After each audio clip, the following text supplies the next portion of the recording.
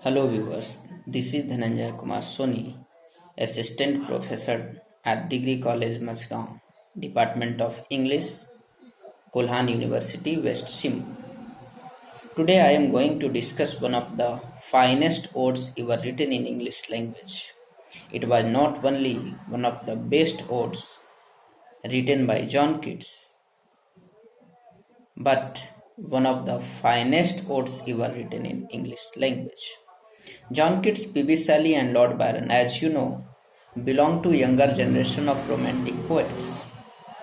John Keats died very young. He could not complete his 26th birthday. Keeping his short life in mind, his achievement as a poet seem very remarkable. John Keats knew nothing of a stormy spirit of antagonism of Lord Byron. He had no sympathy with Shelley's passion to reform the world. John Keats' conception of poetry was that it should not be the vehicle of religious teaching, philosophy. It should be the incarnation of beauty. John Keats was a sensuous poet, and for him,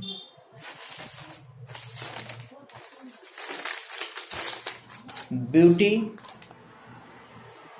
is everything.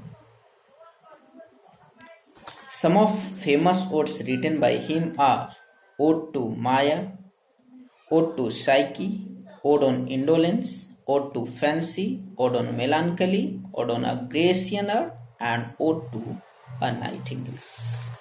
Ode to a Nightingale was actually inspired by a real song of nightingale. John Keats'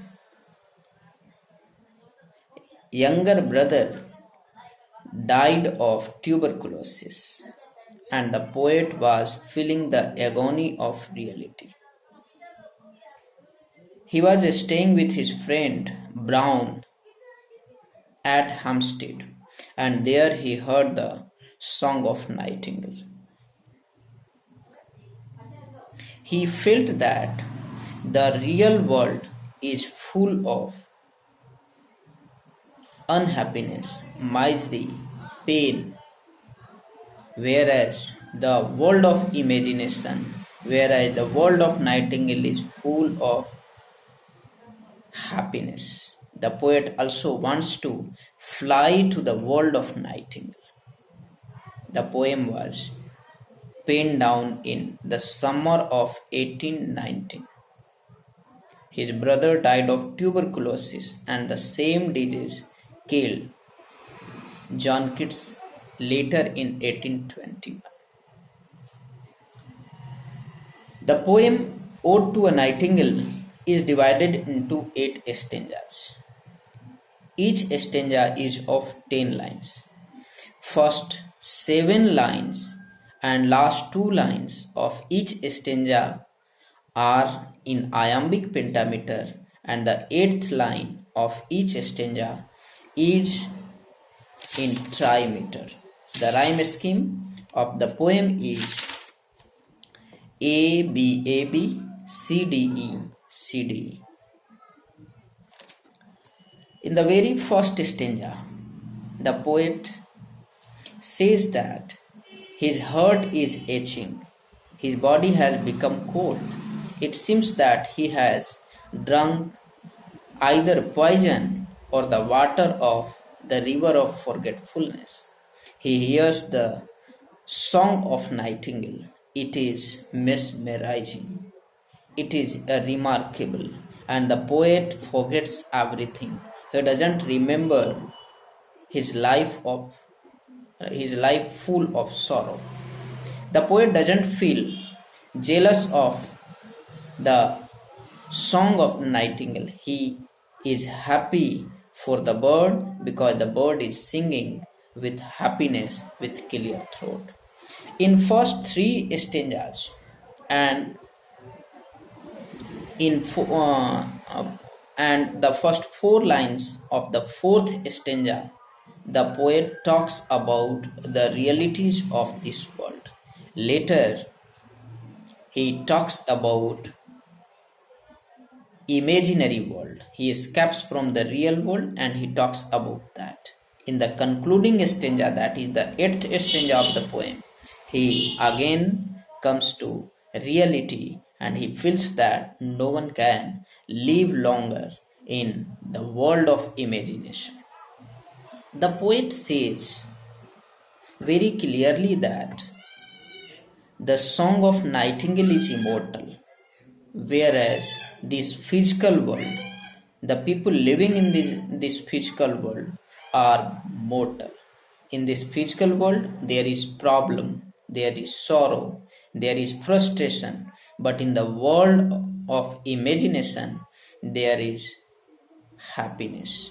In the beginning, the poet wants to take a cup of wine so that he can escape from the realities of the world.